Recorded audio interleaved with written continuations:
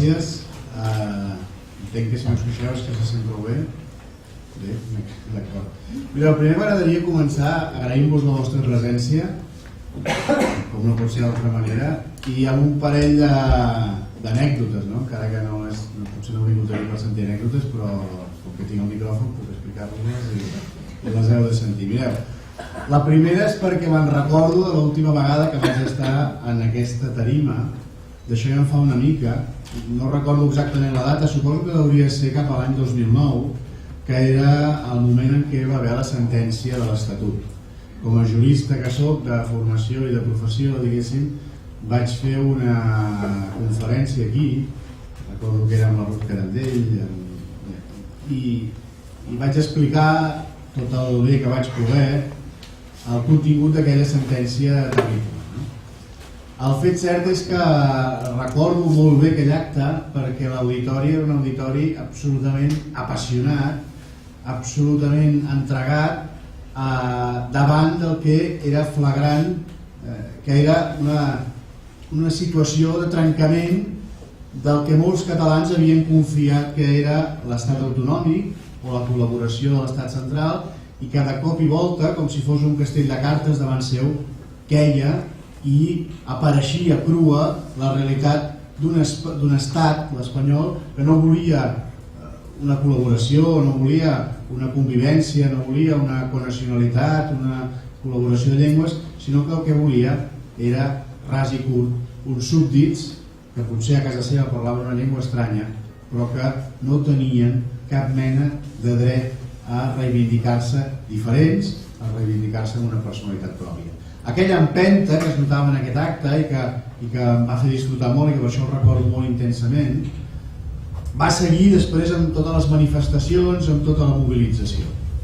Ara quan va amb un acte independentista de l'assemblea o així, us puc assegurar que la sensació no és ben bé la mateixa. Hi ha un punt de tensió, hi ha un punt de dir, ja fa mal que dura això, no? I els que estan davant segueixen dient-nos que encara queda molt encara, no? I hi ha un punt d'angoixa.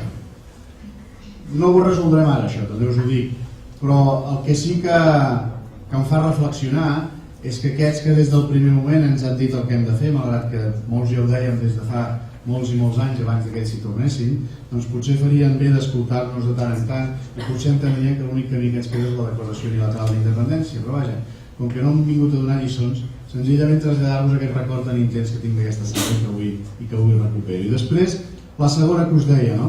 Jo avui vaig mal vestit, vaig vestit d'advocat, que és la meva feina, però jo quan parlo amb la gent normalment em vesteixo del que soc, del que m'agrada recordar que soc, no? I en aquest cas avui, que com a candidat a l'alcaldia de Barcelona us venia a parlar de la ciutat, us venia a parlar d'un element que de forma indesxifrable es lliga amb el que és el districte de Sants, que és la vitalitat comercial, el model comercial de Barcelona, que aquí troba un especial vigor, una especial representació de la seva manera de manifestar-se com a activitat econòmica, i no només això, sinó com a activitat de cohesió, activitat de seguretat, també de qualitat de vida, definitivament. I per què us ho dic d'això, que jo ara tinc un paper que no és el que m'agradaria, perquè jo era forner, a casa eren forners, al carrer Aragó, en cantonada Nàpols, alguns potser fins i tot, si us atureu a pensar ho recordareu, doncs de tota la vida no, però de fa més d'un segle hi havia un forn de pa, que era el forn de pa Planes, i aquest Planes primer va ser el meu besavi, després el meu avi, després el meu pare i finalment el meu germà, que per diferents circumstàncies, que evidentment no era el cas, doncs ja no ho és. A partir d'aquí, quan parlem de comerç, parlo molt del que jo he mamat des de ben petit. Jo encara recordo estar al carrer Aragó sentat en una cadira veient comptant els cotxes, que fan els més petits, a veure si em passen més de blancs o més de blaus, i aquest sentiment del comerç és el que em fa sentir-me molt identificat amb aquesta activitat que avui vull compartir amb vosaltres, la manera en què tenim de veure-la i la manera en què veiem en què no s'ha tractat bé determinades qüestions i com l'hauríem de tractar.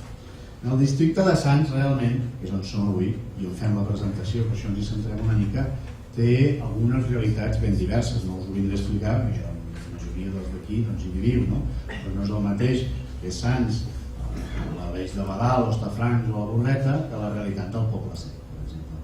El que sí que trobem és que és una zona en què tenim un bon nivell comercial, alguns més que els altres, i que en alguns tenim un alt nivell de densitat, cosa que per la qualitat de vida no té per què ser necessàriament bo, però per l'activitat comercial evidentment sí. I després trobem una altra característica que és bastant important, que és que malgrat que hi ha un bon vigor associatiu, cultural, comercial, trobem que són uns barris en què la mitjana econòmica dels barris està en un grau per sota de la mitjana de la ciutat. Això és important saber-ho, perquè el primer que hem de fer si volem governar una ciutat és entendre-la, és comprendre-la, és conèixer-la i saber a partir d'aquí què és el que cadascun dels veïns, de les entitats i de les persones interessades en un àmbit ens poden explicar i com poden enriquir la nostra manera d'entendre el govern de la ciutat. Aquesta és una línia argumental que volem que vagi informant tota la nostra manera de fer. En ocasions, quan jo acudeixo a actes polítics d'altres formacions, senzillament per simpatia o per amistat amb els que intervenen, veig com els conferenciants alliçonen. I farem això, i farem allò, i hem de canviar això, i hem de canviar l'altre. I en canvi veig alguna dificultat en escoltar, quan crec que és la feina principal d'un bon polític. Potser això també neix de que jo recordo la meva infantesa i veia la meva mare allà al forn, al taulell, i sí que si li deien dos de quart i un llonguet, doncs el que feia era servir-lo. Però molta feina dels botiguers, i això ho sabreu si us heu dedicat, és escoltar les veïnes, preguntar com és, què fa el teu marit, que sé que està malalt, què fa el teu fill, i conviure, que al cap i a la fi és l'arrel del que representa un bon comerç de barri. A partir d'aquí hi ha una cosa que és clara. La riquesa, per poder-la repartir, primer cal crear-la. No podem només parlar de repartiment de riquesa, de redistribució de la riquesa. Hem de parlar també de creació de riquesa, hem de parlar d'economia. Hem de parlar d'economia justa i després podrem parlar de redistribució, perquè una cosa va lligada amb l'altra, però sense la primera és impossible la segona. I aquí és on trobem que el model comercial de la nostra ciutat és no una cosa per anar explicant que està molt bé, no, és un autèntic patrimoni del que és la nostra ciutat. Un patrimoni no només cultural, no només paisatgístic, que també, sinó que és un patrimoni, com us deia abans, de convivència i de cohesió social. I aquests és potser els dos elements principals que hem de tenir molt en compte. Mireu, en els últims anys hem vist, i massa sovint, com determinades decisions vinculades al comerç s'han tancat amb acords una mica obscurs. Us posaré només dos exemples. Un, per exemple, que va ser l'estiu passat, és un acord entre, en aquest cas, la regidoria de comerç i el Partit Popular. Els dos exemples, per desgràcia, tenen els mateixos protagonistes, i que va ser l'ampliació de la maquinista. Aquesta ampliació va aconseguir una qüestió que sovint és difícil, té molt de mèrit, que és el rebuig unànime de totes les entitats de comerç i de veïns, no de Barcelona, no, de tot Catalunya. Clar, un diu, té mèrit això, fer-ho tan malament, perquè si tothom et diu que ho has fet malament, malgrat tot això, van endavant. I tenim un altre exemple, per exemple. L'hotel de Diagonal amb Passeig de Gràcia. Altre cop, la mateixa regidoria, ho diré i no em prengueu amb malícia, que està governada per Unió Democràtica, va arribar a un acord amb el Partit Popular per fer de l'edifici del Deutsche Bank potser un dels hotels més grans, no de Barcelona perquè n'hi ha molts grans, però sens dubte de tota aquella zona, un hotel amb una influència directa amb el que és la petjada del turisme en l'àmbit, en aquest cas, del barri de Gràcia. Darrere d'aquestes dues decisions a ningú se li escapa que hi ha uns poderosíssims interessos econòmics. No és casual, per tant, que les dues decisions vinguin emparades per exactament els mateixos actors polítics. A partir d'aquí direu, hi ha alguna ombra d'il·legalitat? Jo no puc dir. El que està clar és que hi ha una manera de fer que no es correspon amb una ciutat moderna com la nostra. Aquí hi ha coses que no se saben. Hi ha interessos que s'han servit que no són els de la ciutat. I per què? Molt senzill. Es parla molt sovint del model comercial de Barcelona, és més, Convergència ho defensa molt, ho diu, defensar-ho molt. Aleshores, com és que es tira endavant un projecte amb el rebuig frontal de totes les associacions de comerç i de veïns de Barcelona i de Catalunya? No veieu que això no quadra, que hi ha alguna cosa que grinyola? I grinyola per dues qüestions. Primer, des d'un punt de vista democràtic. Ens sentireu sempre, quan parlem de les nostres exposicions, que la radicalitat democràtica forma part de la nostra manera, no de fer, no, de ser, fins i tot. Com pot ser que una mesura d'aquestes característiques es tiri endavant sense comptar amb la participació dels sectors implicats, com són les associacions de comerciants, i dels veïns implicats, encara molt més important potser? Aquí només s'ha tingut en compte l'interès d'una empresa promotora. I aquest model, precisament, no lliga en absolut amb el model comercial que estàvem dient. Per què? Ho hem estat veient. Ho hem estat veient i tenim molts exemples. Quan l'activitat comercial es concentra, quan l'activitat hotelera cau en mans de grans cadenes hoteleres, el que trobem és una activitat econòmica concentrant els beneficis en uns pocs, però que en canvi a l'hora de repartir el que comporten són salaris més baixos i precarització de les condicions laborals.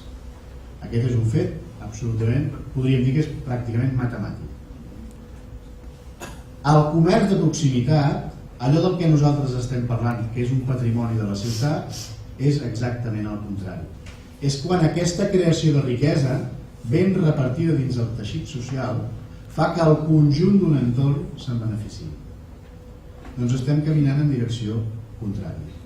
Quan estem en un barri com a Sants, en un districte com a Sants, però en els diferents barris que té, en el que el comerç està tan important i en el que la situació de riquesa dels ciutadans trobem que està de mitja entre un 20 i un 25% per sota de la mitjana de la ciutat de Barcelona, encara resulta molt més cruel, molt més flagrant, veure com les decisions municipals no només no ajuden a que aquesta situació de depressió econòmica millori, sinó que precisament pren decisions obrint 90.000 metres de sòl comercial a la Maquinista, és a dir, en un gran centre comercial que potser està lluny però està a un cop de cotxe per les rondes, i fa precisament la competència en el que és la principal font d'economia d'aquests barris.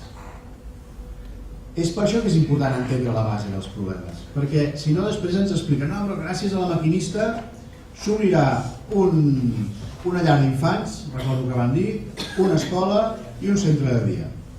Això, sens dubte, no té res de negatiu que s'obrin aquests tres centres.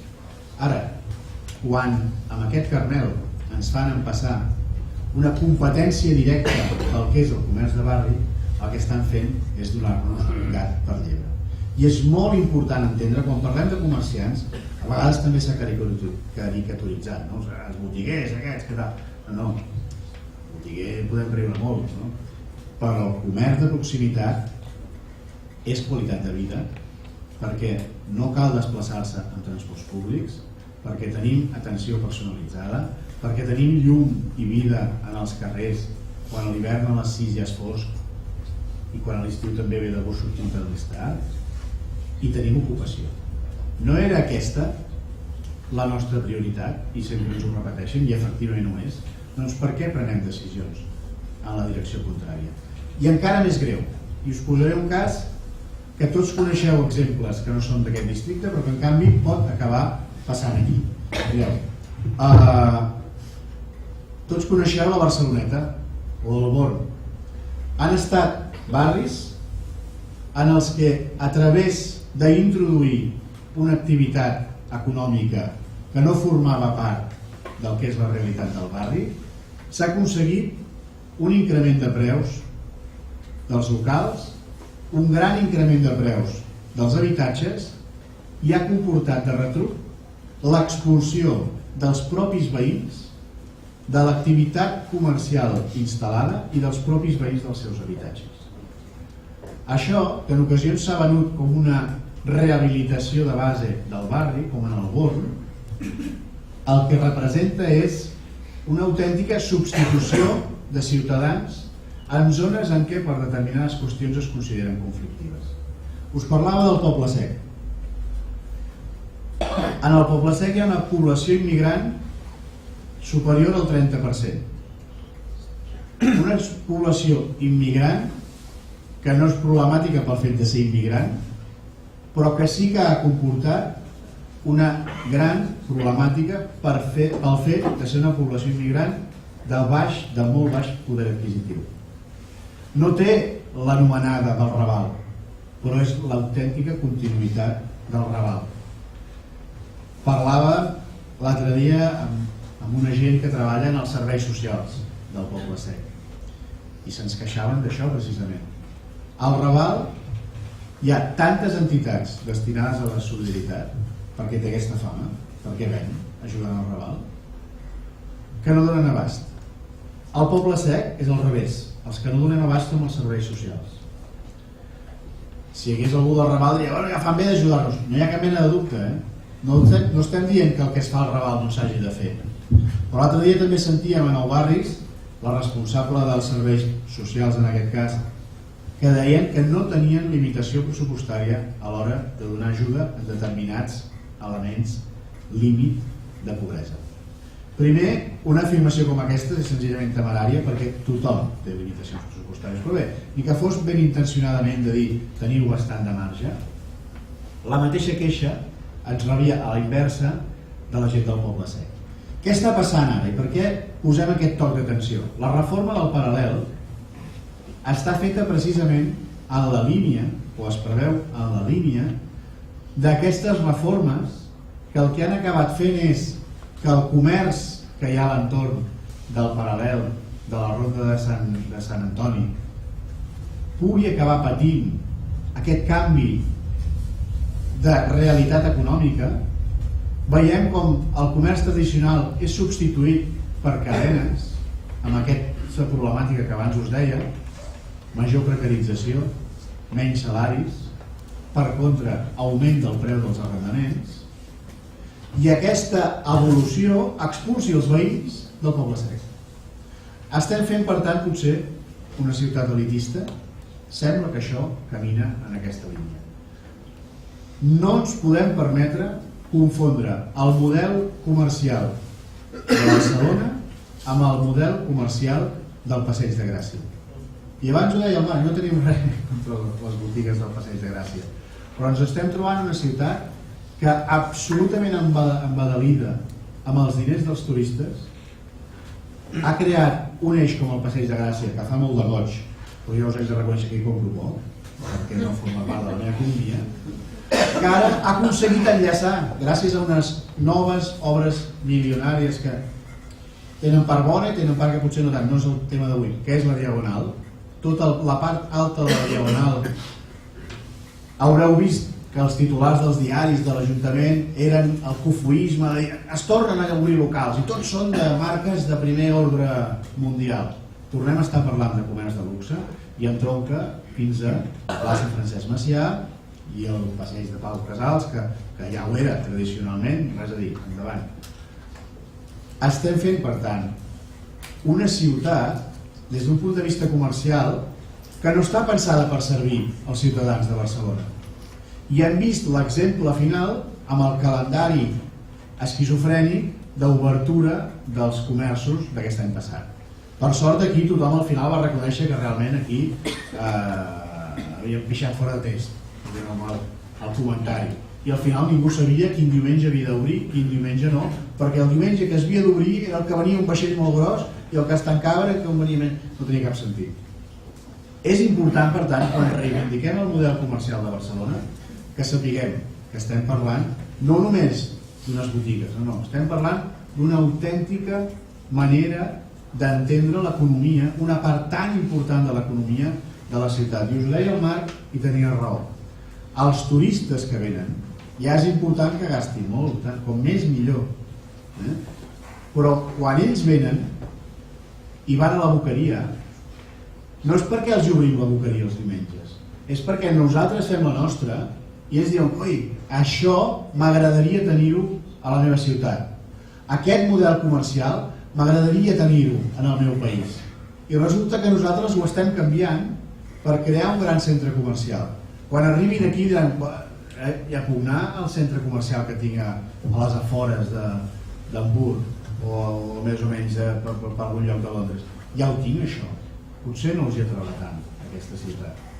Per tant, no fem una crítica del turisme, ja la farem, perquè té altres problemes també, no? La massificació, la poca massificació, però el turisme i les seves divises, encara que sembla una mica el bienvenido Mr. Marshall, no va malament del tot. Ara, alerta, quan canviem la nostra ciutat, quan la fem irreconeixible, quan expulsem els veïns dels barris, quan fem tancar el comerç tradicional, estem equivocant l'objectiu pel que hauria de ser realment la base de la nostra manera d'entendre la ciutat.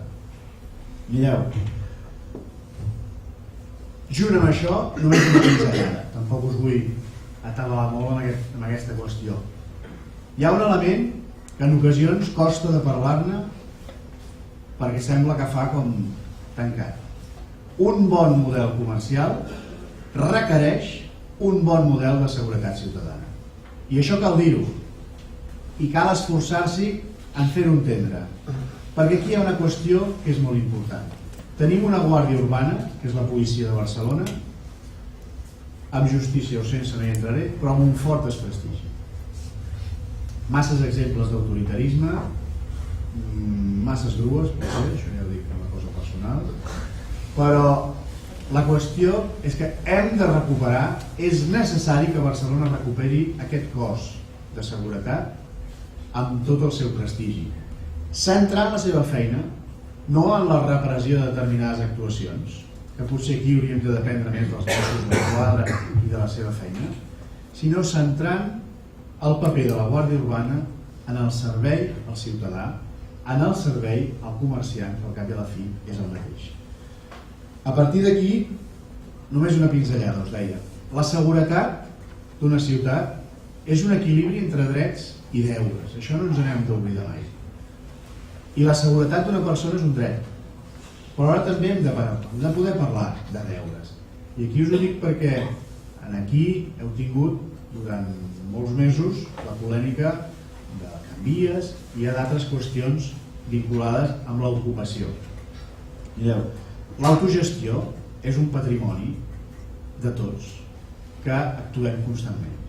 Al cap i a la fi, quan jo penso en les festes de Sants, per exemple, són un exemple d'autogestió.